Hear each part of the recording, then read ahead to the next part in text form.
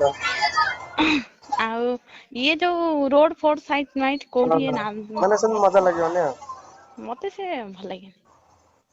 ଆଚ୍ଛା କଣ ତମର ଗୋଟେ ମନରେ ଥିବ ମ୍ୟାରେଜ କରିବି ଫର୍ଚୁନେଟରେ ହଁ ଏମିତି ହଁ ମନରେ ଅଛି ମନରେ କଣ ଅଛି ଆଜି କାହାକୁ କହିନି ତମକୁ ଫାଷ୍ଟ ଟାଇମ୍। କହିଲ ଟିକେ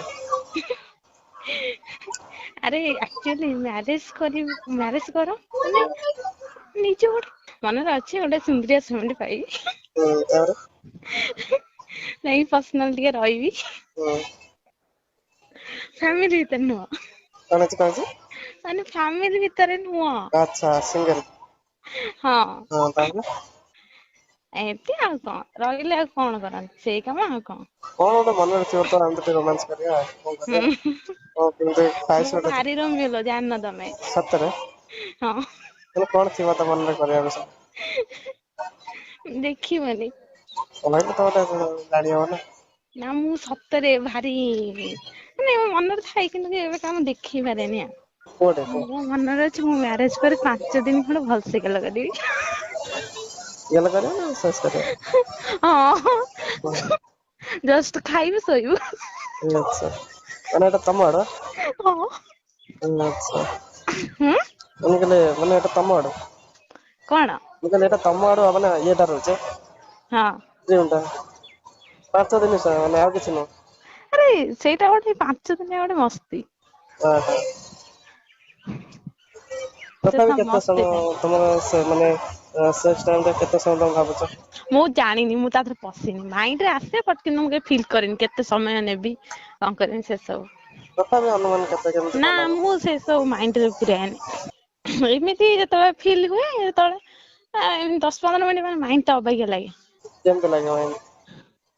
କେମିତି ଲାଗେ ଭାବିବାକୁ ଇଚ୍ଛା ହୁଏ। କଣ କରିବ?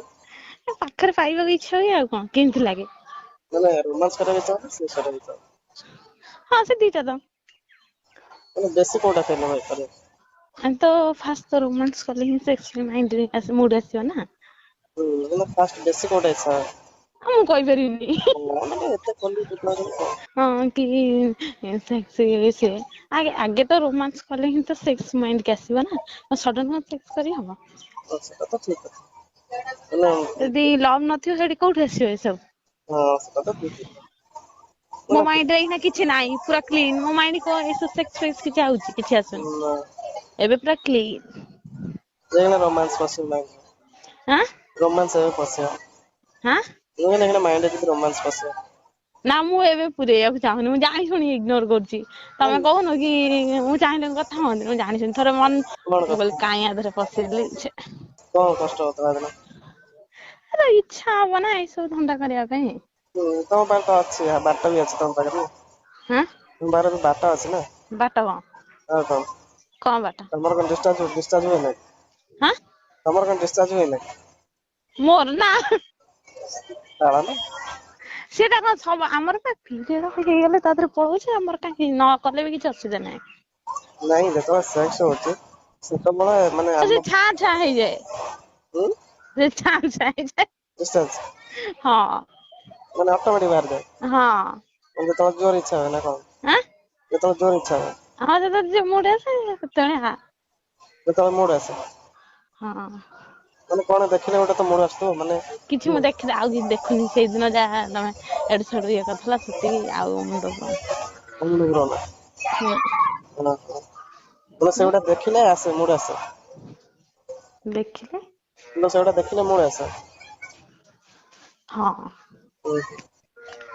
ମାନେ ଅଟୋମେଟିକ୍ ଡିସଚାର୍ଜ କେମିତି ହେଇଯାଏ?